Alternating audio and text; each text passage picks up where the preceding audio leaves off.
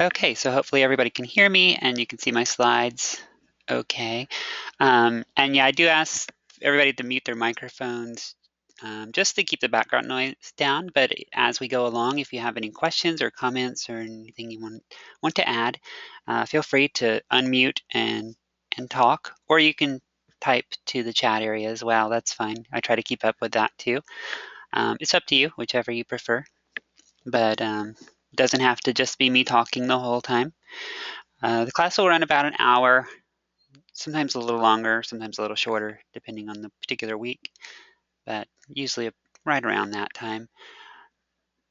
And what else? Let's see. I think that's all. I was going to say, I know for some of you who are campus classes, this might be your first online class. Um, and so it's a little bit of an adjustment, getting used to the virtual setup. So muting the mics and everything like that. So understand that there's that adjustment. And Maria, it's yeah, if you need to go early, that's okay. I do archive the class sessions, so you can listen later as well.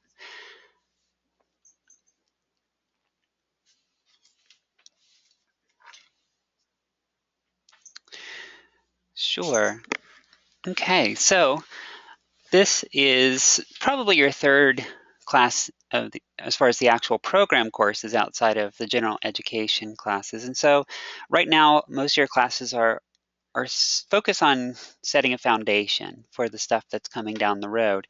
And aesthetics is one of those courses as well. So it's more of a foundation class that will help support the media skills that you learn once you get into specific disciplines like video and web design and graphic design and so forth. So a lot of the stuff that we talk about this month is going to apply in all of those cases. But I know a lot of my students come into the course really not knowing what to expect. They don't really know what this course is all about. But so let's take the word aesthetics. And what does that mean? When you hear that word, what comes to mind?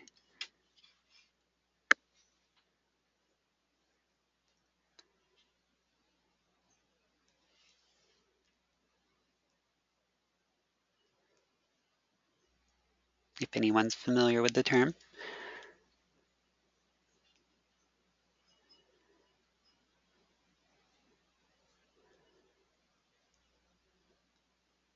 The view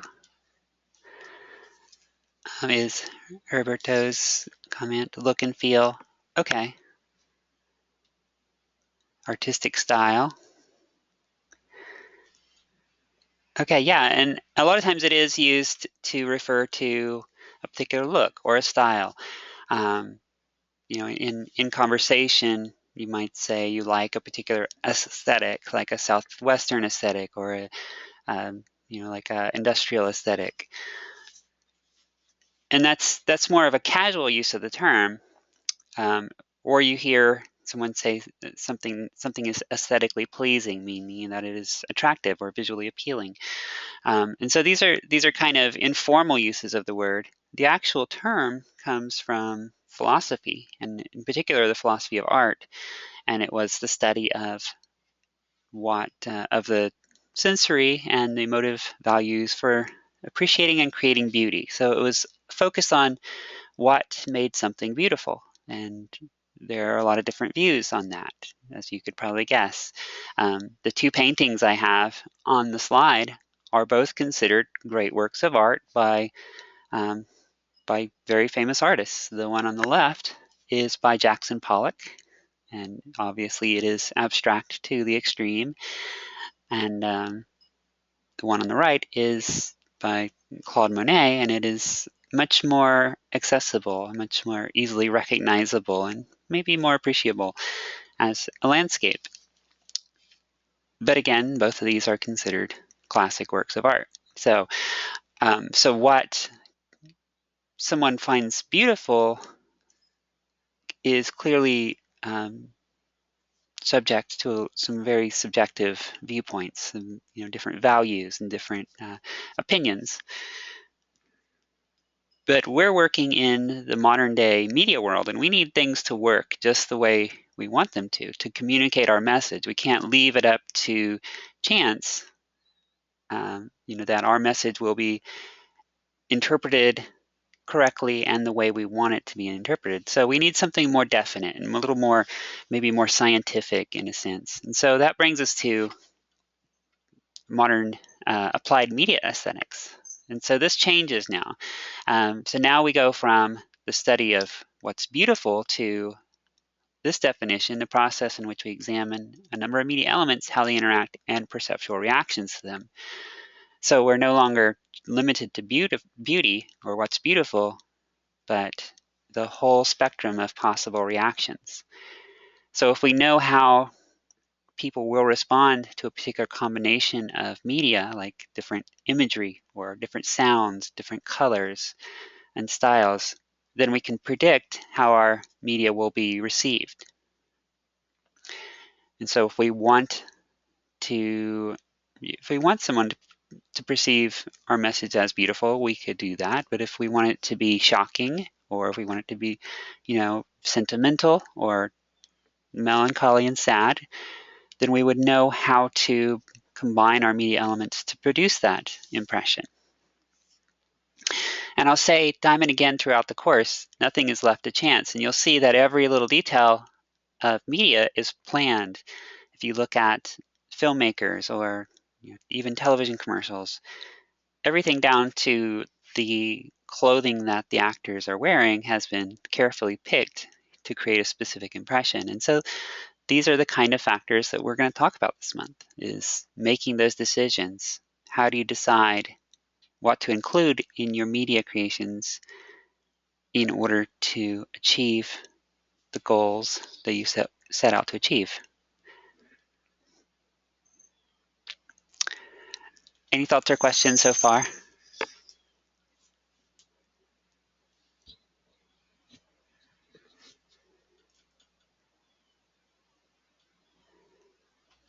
Okay. So given the 4-week time frame for this course, I had to decide, well, okay, so which media elements are we going to cover specifically? And what can I cover that will best prepare you for what's coming down the road with your later courses? So the topics that we'll be exploring are, first, visual storytelling, which carries on the focus on storytelling that you started with new media tools, and now really emphasizes the visual aspects. So we'll talk about how to choose imagery and combine imagery with words, whether it's spoken words or written words, to tell a story and just imply a story without having to tell the full story, just give the impression of story happening. And then we'll get into use of color in the topics of color theory and color psychology. And those are two different issues, both focused on color. One is the formal principle of how you choose colors and how you combine them to create a visual energy or uh, overall mood, and then color psychology, which is the symbolism or cultural associations that we have with different colors and how you can apply that to your designs. So color becomes something that really underscores the rest of the media. Much like a musical score creates the mood for a scene in a movie, the color plays a similar role. So we'll talk about that in week 2. And in week 3, we talk about typography in the sense of typographical style, not really the principles of kerning and so forth, but just how do you pick typefaces that match your style and mood, and then the topic of visual hierarchy, which is the idea of creating a specific order of importance with your visual elements, so that your viewer knows where to look first, and then the order that they should take in the pieces of your design. And if you look at the class setup in FSO, you'll see that there's a repeated pattern. from week to week. You start with the exploration activity. That's usually a reading assignment or some video lessons, followed by a short exercise to help you really explore those topics in more depth. And then Thursday of each week, there's a Photoshop activity. So one of the second goal for the course is to introduce you to the basics of Adobe Photoshop, how to edit photographs, and do some basic photo manipulations to create interesting visual compositions. And the third activity each week is the mood board project. And I'll talk a little bit about what a mood board is in a moment. But just so you see the structure of the course, you have these three threads running through it. And they're kind of separate, but then they come together at the end. So you're practicing Photoshop each week. And the Photoshop assignments are set up so that you're applying these ideas, but learning Photoshop at the same time. And in the mood board, as I'll get into in a moment, is a planning activity. So it's sort of your brainstorming or your creative direction activities where you're coming up with design ideas that incorporate some of the concepts that we're exploring each week. Then at the end in week 4, you bring those threads together. So you use your Photoshop skills to turn your mood board plan into an actual original piece of design.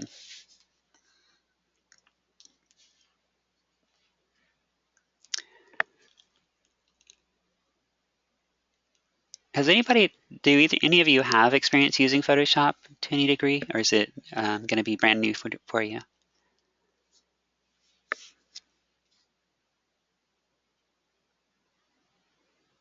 Okay, Maria's learning.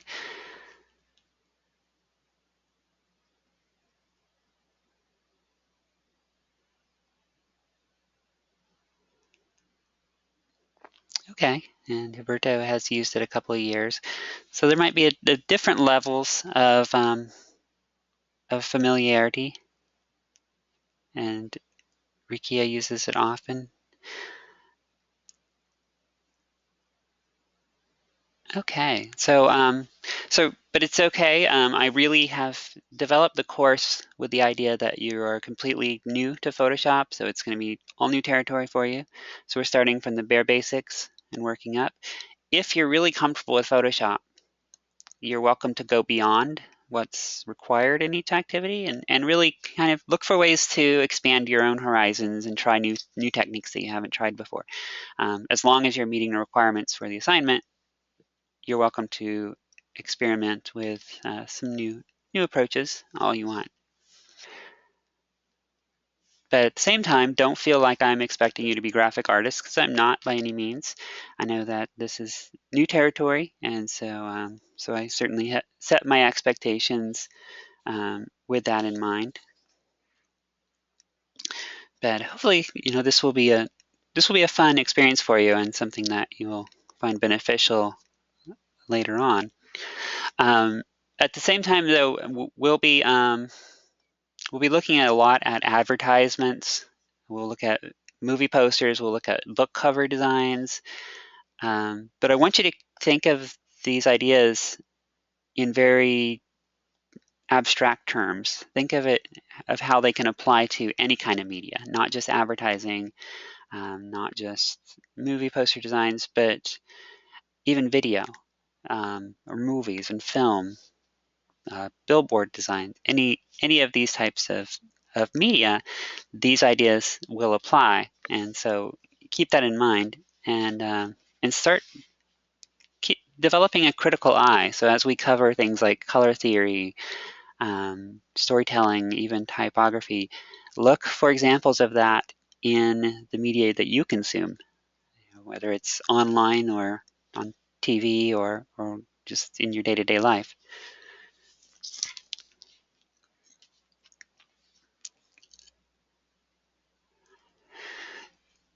Okay, so I want to talk about the mood board project because that's going to be a big part of the class, and it's probably something you haven't worked with before. Maybe some of you may have encountered the idea before, but But a mood board is basically a brainstorming tool for visual design. It started, I believe, with interior design, actually, where interior designers would collect photos of things that they thought were, were really neat ideas or somehow inspired new ideas for them in interior design. And then graphic designers started adopting the technique and using it to collect ideas. Say if they saw a design that had really clever use of typography or used an interesting color scheme, they would collect these things and use that as visual inspiration. So they're not planning to use these images because it is basically a collage of images. They're not using those specific images, but something about those pictures, those images, speaks to them, and they want to use that idea and draw from that idea in their own work. So it's not really plagiarism, it's just sort of taking inspiration from what what you might have seen. So taking other ideas and putting a new twist on it. So we're going to use that technique this month. And this is something, hopefully you can make use of later on in your other projects to come up with design ideas, whether you're creating an advertisement or a poster, which is what we'll do this month, or planning a video project later on. So here's an example of a typical mood board. This is not what you'll create this month, but this is one I found online that just sort of is a generic example of what a mood board looks like. So this was created by a graphic artist, and it's just a blank document. It might be a PowerPoint slide, it might be a Google document, or there actually are specific tools for mood boarding out there. Usually they're subscription based, so we're not using those this month. But since you can use perfectly free applications, but all it is a collage of ideas, visual ideas. They've collected a lot of different graphic designs that have this different retro looking motifs and styles, because that's sort of probably a design aesthetic that they're going for, is that more retro 1960s era look. And they've also collected different typefaces that they might use in this design that they're planning. So this is advanced planning of something they're planning to create, and even color schemes. And those are actually the three things that we're going to do this month: is imagery, color, and typefaces. So all of this, again, is brainstorming. It's getting ideas together, exploring ideas. And we're going to do that, but we're going to do it in a step-by-step kind of manner. Hey, can you hear me? This is Maria. Yes, I can hear you. Yes, okay. So I have a question. Okay. For this week mood board, Mm-hmm. right? We basically you have to collect like a lot of pictures and put them together or something like that. Yes. Oh, you're gonna keep explaining. Oh, okay. Yep. I'm sorry. Yeah, Okay, I'm sorry. no problem. Okay. So yes, that was sort of an introduction to what a mood board is, and this is just one that's been used by an artist somewhere. We're going to use a template that I'm providing. It uses Pages, which is some of the Apple software. And so we're going to do it in a more step-by-step manner instead of trying to collect all of your ideas and all the different factors all at once. As we move through the course, you're going to add to your mood board. So starting off, as Maria was saying, you're going to collect images and you're going to make a collage. This is actually one of my students from last month. This is their work, and you can see she has gathered a bunch of photos that have some element to them that she likes, that she wants to incorporate, maybe not directly, like maybe just the idea, like say the idea of incorporating nature into the photos, of the rough wood, because she was the texture, because she was going for a feeling of authenticity, of of sincerity, and felt that the very weathered look of the wood caught that idea. And she even was planning some colors and some images that use those colors. So you see the maroon of the door and so forth. So these were just ideas that she was seeing and that were appealing to her, and then the typefaces and layout. So this is what you're doing in week 1. And I leave it up to you how you want to arrange these. You can see she has actually put them in categories of color, texture, concepts, and typefaces and design. So however you want to arrange this, because ultimately this is for you to plan your work, your design. But it also is important for me to be able to look at what you've done and tell where you're going with it. Because out in the real world, if you're using a mood board, you're probably going to share it with your design team. You're going to show it to the graphic artists you're working with, or script writers or videographers or what have you, depending on the nature of the project. So you want your vision to be clear. So you're taking the role right now of a creative director or an artistic director and setting this creative direction. So along with your collection of images, and you're going to collect about 10 or more images, you're also going to give a design overview. And that's what you see over here on the left. And this is a summary of your creative vision. What kind of visual impression do you want to create? What kind of emotional impression do you want to create? How does that connect to your subject? And by the way, the subject, which I haven't touched on, is your mission statement. If you remember way back in Introduction to Media Communications, you wrote a personal mission statement there in week 4, I believe, of the class. So the idea now is, how can you take that mission statement and turn it into a visual representation? Say if you were making a movie of your professional life, what would the movie poster look like? That's a good way to think about it. And that's what you're going to be planning through the mood board. So when you write your design overview, you want to give an idea of how you're thinking of visualizing that. So you don't want to just put your mission statement on the page and let your viewers read it. You want to figure out how you can create the feeling of your mission statement without using so many words through the use of images. Hopefully that's making sense. So this is all your week 1 installment of the project. Then in week 2, you're going to use the information on color theory and color psychology to plan a color scheme, a color palette that will play a part in your design. And then give a summary of why you chose those colors based on the principles of color theory, as well as the symbolic or representational meanings of those colors. And you're also providing color codes. These are numeric codes that indicate how to reproduce that color. So if you're working in Photoshop or in other design software, you can enter those numbers and get that exact same color.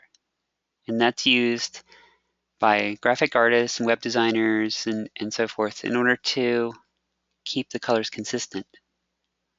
So by providing these color codes, you're providing a reference for anybody that you would be working with in a hypothetical design project design uh, task. Week 3 is all about typography, so you'll come up with some typefaces that capture the style that you want to convey. And she's gone a little bit above and beyond here. She's picked 3 different typefaces and then given an example of how they complement one another and how she might do a layout. So that's not something that was required. She just took that on and added that in. But you'll be selecting at least 2 typefaces that pair well together, and we'll talk about what makes a good pair when we get to that point. And then finally, if you recall, this joins with your Photoshop practice, and you put it all together. And she created this this poster design. And now this might be a little bit intimidating. She actually has some experience as a designer, so this is really good quality graphic design. So, but this is not typical, I will say. So don't compare your work to hers or hers to yours. But this was just an example of a successful project. And they also give me a link to where I can find this design saved online in the full size version. So that is um,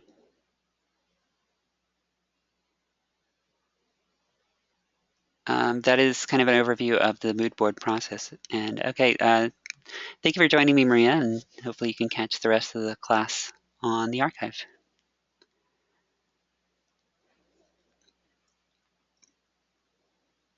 Are there any questions about the mood board, the kind of the flow of that project and how it all relates to the ideas we're studying this month, or what's required for this week?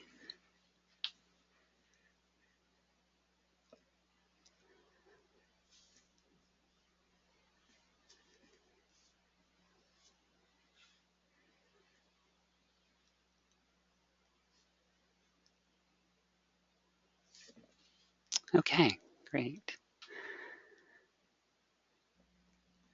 So just to dive in a little bit, and I know you got a lot of this with the lynda.com lesson. Hopefully you've completed that. It's fairly short on visual storytelling, but just wanted to touch on some of these ideas too, because this is our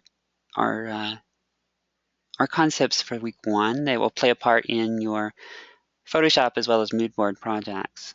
And that's the idea of visual story or visual storytelling. And of course, storytelling is the use of words in order to convey a series of events, describe a series of events that took place.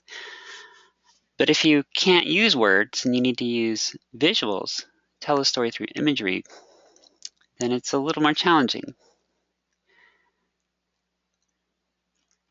This is an example, and this was taken from the We Love Ad website that you used in your exploration. And it's pretty simple as far as what it is. It's a photograph of a massive natural cavern, which in itself isn't really a story. It's just, here is this amazing natural formation. But then by simply adding the words, "Here I come, ready or not," suddenly something is happening. We have a story now.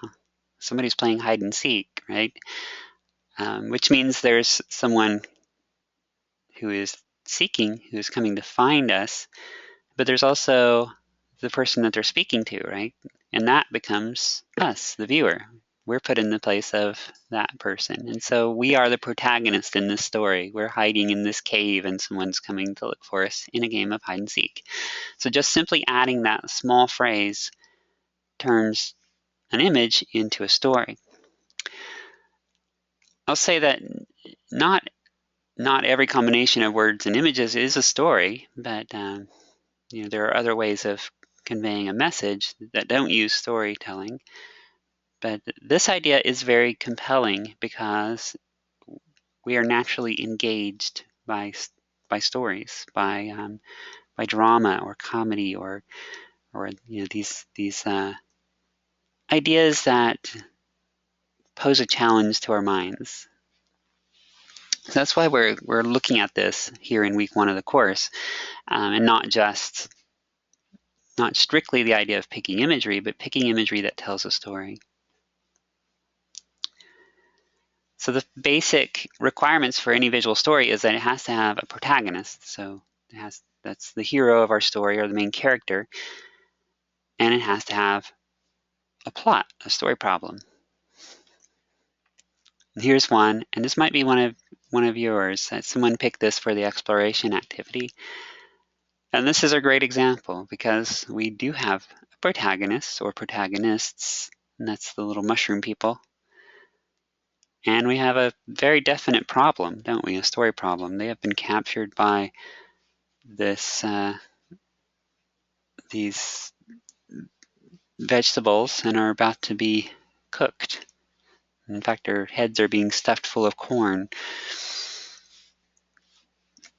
So without having any kind of motion or actually much in the way of words, there's still a story to be told here. And it's pretty visually eye-catching, pretty attention-getting, and it makes us wonder what the heck's going on here.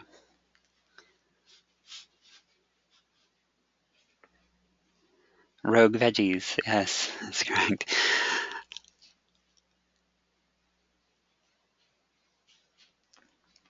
And let's take this example. And this one's a little different.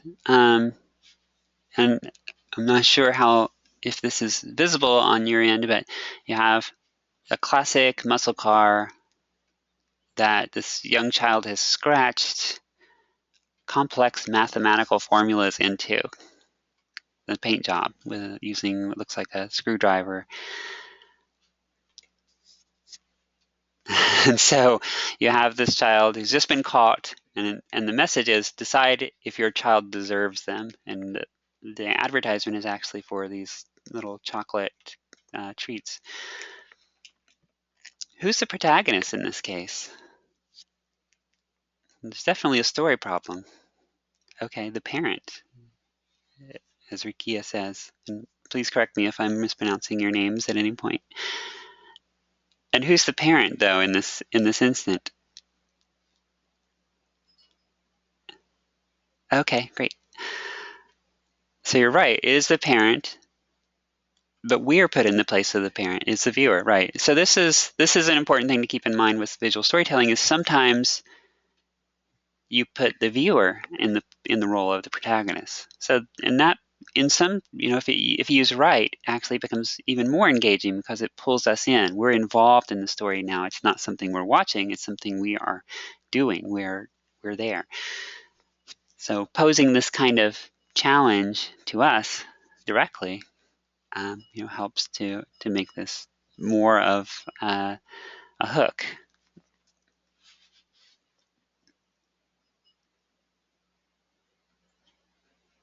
And we'll see more examples of that used as we go along. It's another example that I really like. What I really like about this one is their choice of imagery. And we just have this little dog, and he looks very dignified and stalwart there with his very dreamy eyes. And the tagline is, he might be small, but you should see his heart. They are using a technique here that really leverages our sense of empathy. Human beings are naturally inclined to, we're naturally drawn to faces. If you ever see some of the studies where they track eye movements when people are watching TV or movies, the eyes always drift to the actor's face, and that's because of our sense of empathy, of our nature as social beings. And what the case is that if you see an expression of emotion, you internalize that. You understand what that person's feeling. And so when you want to convey an emotion on your viewers, you show them that emotion. And so the designers of this ad have this dog with this very human facial expression. And I'm almost certain that this has been modified. This photo has been modified to give him a little more human quality so that it tugs at our heartstrings a little more. So if you look at advertising especially, but media in general, notice how they use those expressions of emotion and how that is used to really um, hook your viewers and make them feel sadness or empathy or joy and excitement. It's just like I was saying, like just like the musical score, how that will lift up or go down to a minor key in order to set a particular mood. The same thing goes with the visuals, whether it's color or imagery. You take your viewers along on a kind of a guided journey.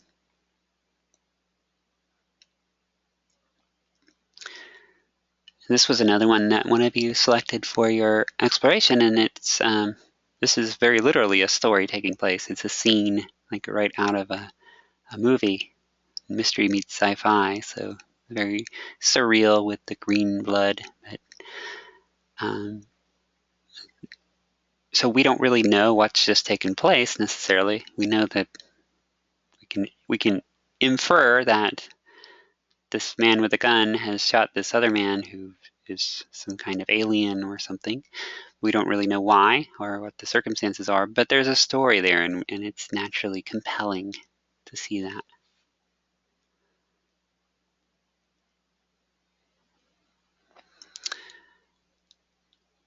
Are there any questions so far? Any comments on any of this? It's pretty much straight from the Linda lesson, but just as a review. But the major point that I want to make at this point is that information is not necessarily storytelling. You'll always have a subject, but a subject is not necessarily a protagonist unless we know who that character is. If we have some sense of their identity, then they are not really a protagonist. They're just the subject of an advertisement or a subject of a piece of media.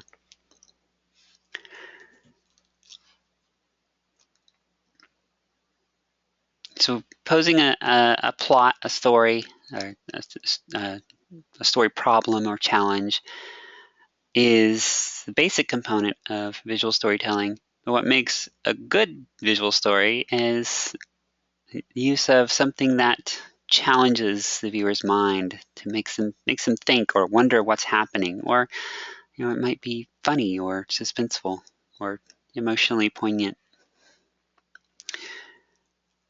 And so you guys had some great examples of this in your explorations.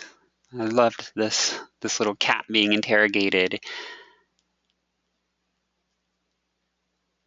And notice again that the wording is, did your pet do something bad? So who's the protagonist?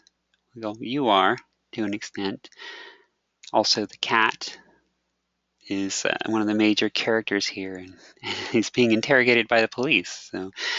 Um, so it adds that element of humor. This is something that, of course, is completely absurd. And the little face is pretty priceless. This one again, that absurd humor, completely surreal scene that kind of makes you wonder what's going on there. And this wasn't from the exploration, but is one I think is very powerful. And I'll let you take a look at this for a moment to take its full effect.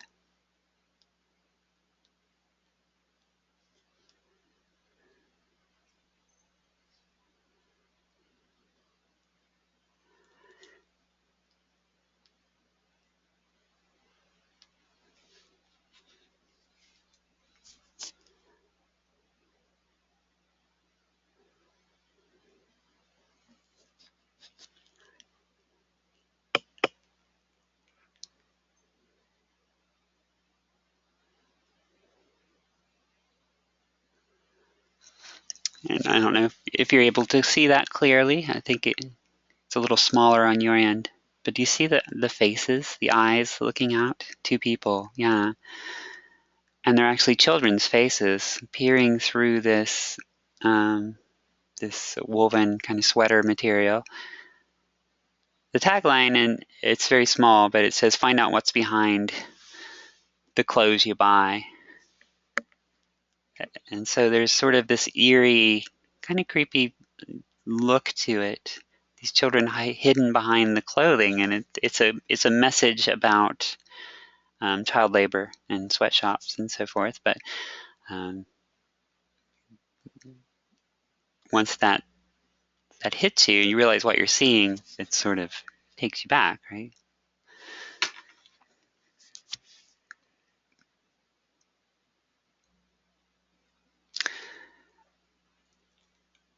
This one, I mean, this one is actually literally a story. It tells the full story in a paragraph on there. But even if this was removed, if that little block of text and it just said, "I wish my son had cancer," and had this image, you can't help but be pulled into that, right? It's compelling and kind of confrontational. It's why would anybody ever wish their son had cancer? And you want to know answers. You want to dig into that. And so this is a great example of how to really pull your audience in using that kind of compelling statement. It's just it doesn't necessarily, it seems counterintuitive and it makes no sense without a deeper explanation. Sometimes you can use questions, pose a question to your audience member, and we're naturally inclined to try to solve these problems or answer these questions, and that's another way of pulling in the audience member. We saw that with the car ad, right? The child, what would you do if if you caught your kid doing this? So some of these techniques. I'm going over these, and these are things that as you move into tomorrow night's Photoshop activity, try to incorporate this. Try to tell a story. No, don't. A lot of times I'll see my students create ads, use the images I provide to create an advertisement. There really isn't a story element. There isn't anything deeper other than here's what this is. So really think about how you can create a narrative. And pause for questions on it from time to time, but jump in at any point. Other than Otherwise, I just keep moving along.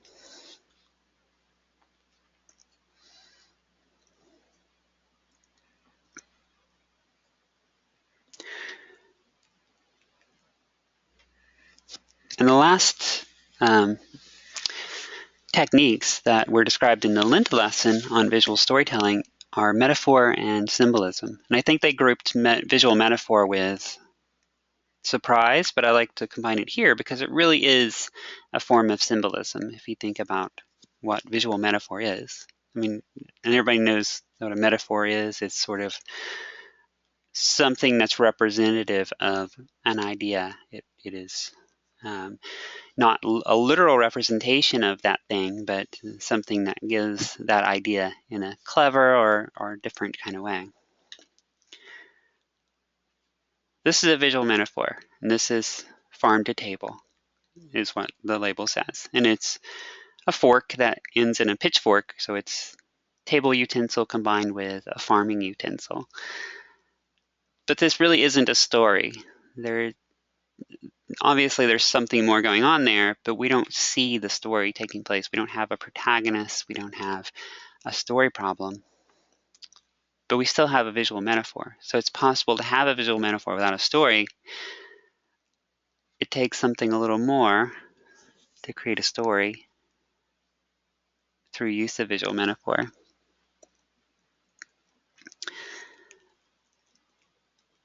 This is an ad for, I think, the Italian Postal Service.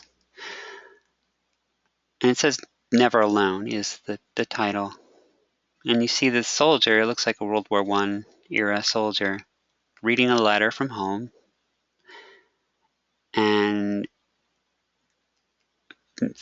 through that personal connection that the letter provides, you see the wife or the girlfriend or whoever he left back at home there with him. So that's that visual metaphor. It's that visual representation of that idea that it's bringing them together in a sense.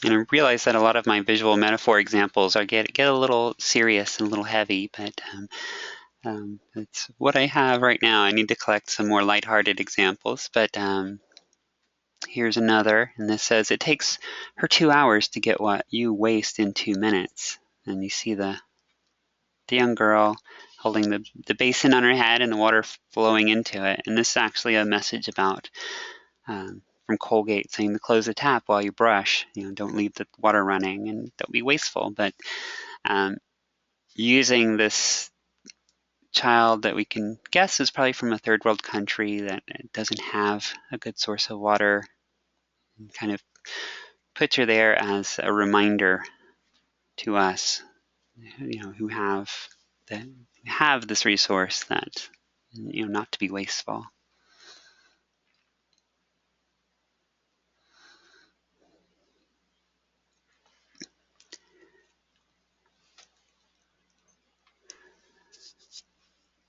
And here's a third. And what is the visual metaphor here? I'll let you interpret this one.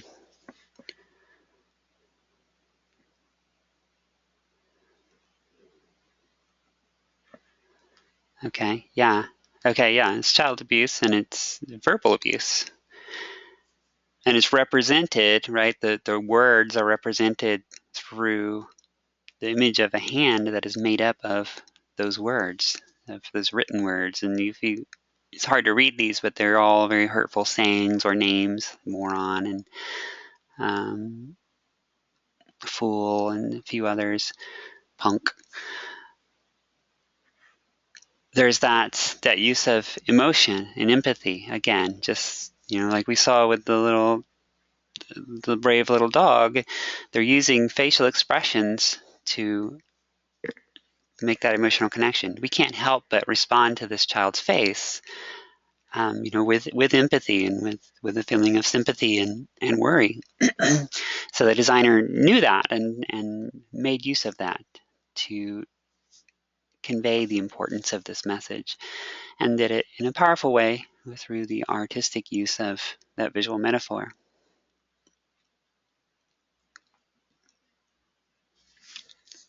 Visual metaphor is a little tougher as far as thinking about your Photoshop practice activity, because you can see from that example in particular that it takes a little bit of photo manipulation, which is something you might not be quite ready for at this point, but maybe by the end of the month. But if you see a way to use that in your practice tomorrow, then by all means do.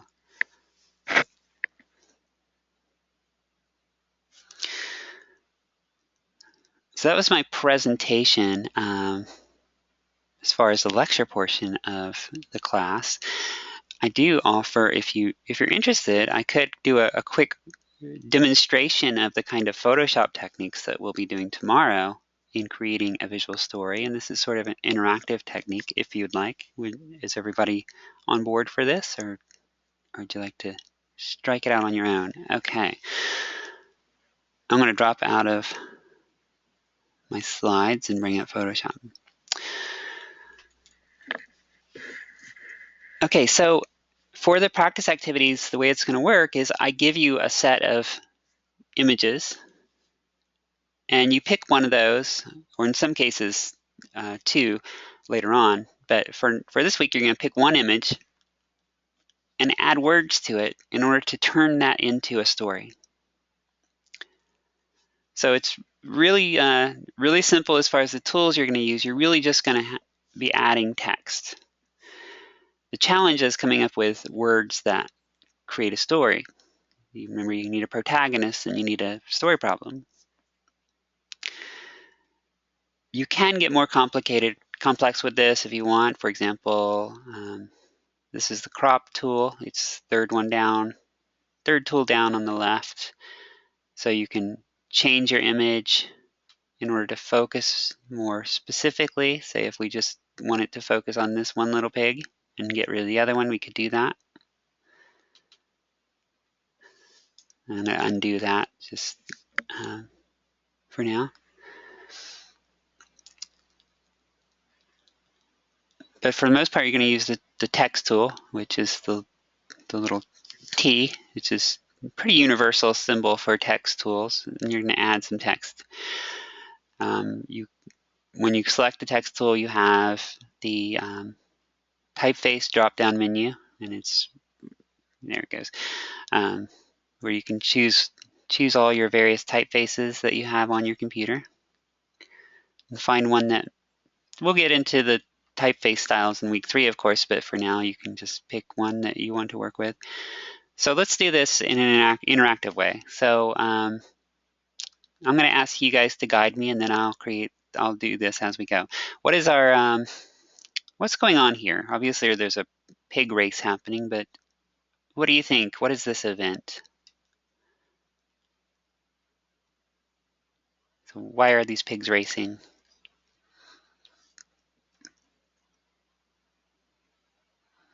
And this is no wrong answer. We're just coming up with a story here on the spot.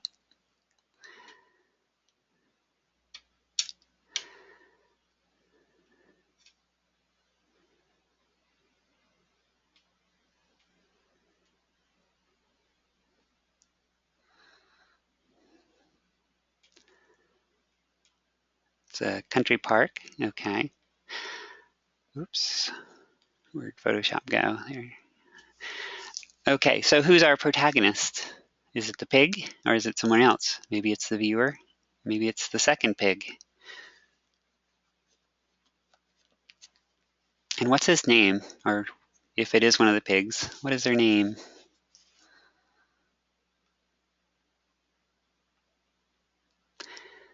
And these are just some questions you can ask yourself as you're developing your story. Okay, so Wilbur. And is Wilbur pig number 3 or is Wilbur pig number 2? Is he in the lead or is he in second place? Okay, so number 3, Wilbur is looks like Wilbur's winning the race, right?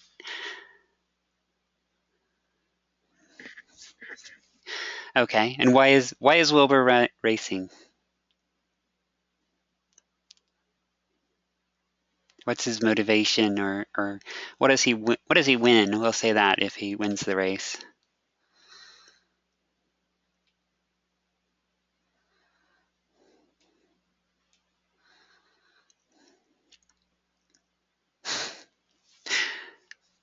A loser becomes dinner. Okay, we can work with that. All right, so let's come up with a single phrase that conveys that idea. If Wilbur wins the race, he doesn't become dinner. That could be it right there, right?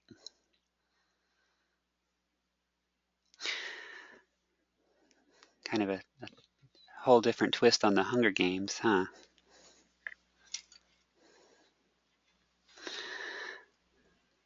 All right, so I'm going to use the text tool, and I'm going to pick a typeface that I think is suitable.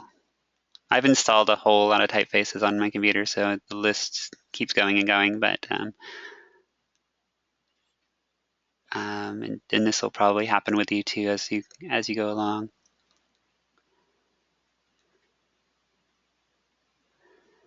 And trying to just keep it fairly simple.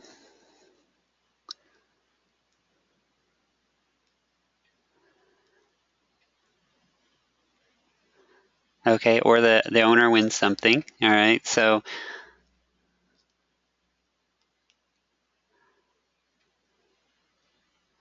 maybe we can just keep it vague. So we'll just say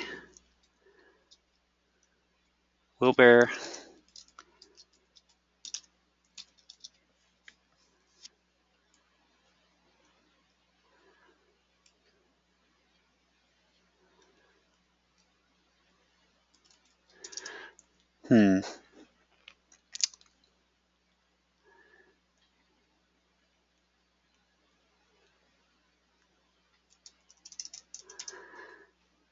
Crispy Bacon is that his name now? Okay, so we'll say um,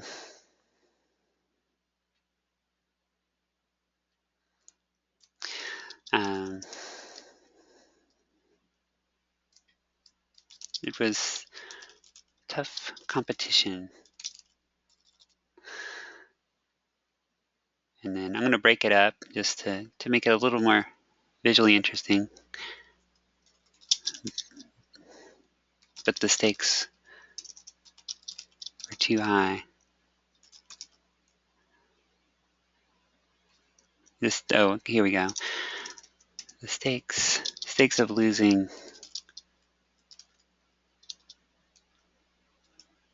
Trying to think of how to word this. Stakes were too high for Wilbur to lose. Not the best wording, but you get the idea. And in Photoshop, everything's on separate layers, so I can't just grab this text and move it around like I would if I was in PowerPoint or something like that, because I'm not on that layer. And the layers are right down here in the lower right. So I need to click back on that layer in order to move that piece of text. I'm going to put that right around here. And then what I'm doing is I'm positioning the text so that it frames the subject, right? So it kind of creates a little box of interest. And I am going to crop this down a little bit just to focus our attention.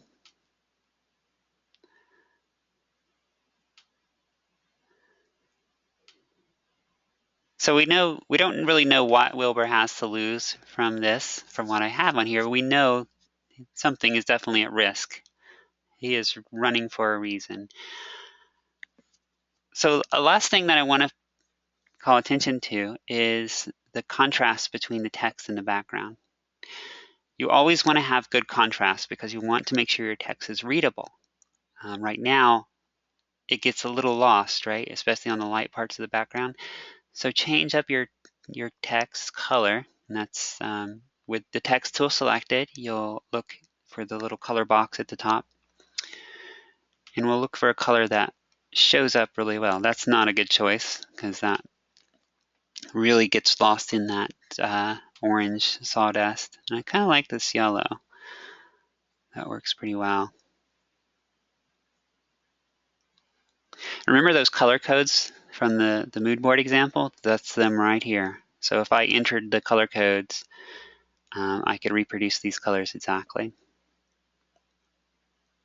In fact, I'll show that. So RGB right here, 255.46.0. Actually, I'll use the hex code because there's multiple different ways of representing this. FFF600. I'm going to copy that.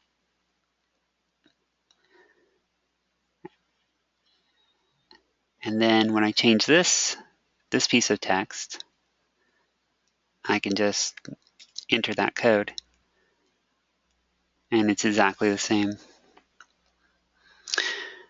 And actually, another good thing about using the yellow is that it corresponds with Wilbur's color, right? So it builds unity in the composition. If you repeat colors, it creates a more unified look. So there's our simple visual story. And this is really what I'm looking for tomorrow's project. It doesn't have to be really complex. You can make it more involved if you want to, but we're just starting from the basics of Photoshop at this point. So is that good?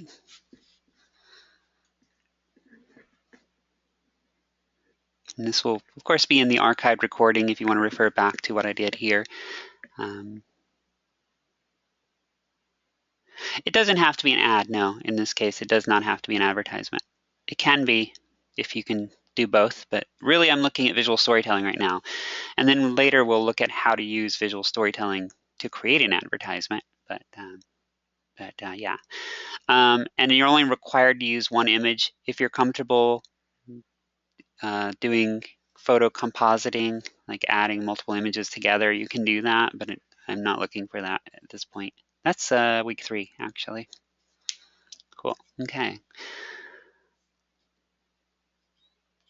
So that is it. So really very soft start to using Photoshop. We'll get more complex as we go along. All right, is that all good?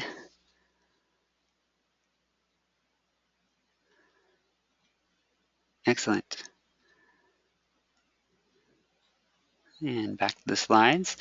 So that is my class presentation for this week. And hopefully it all made sense and everybody's all set.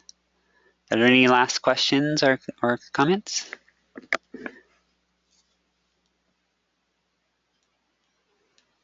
All right. if everybody's set, then I'm happy to let you go for the evening, and I really appreciate you joining me for this hour.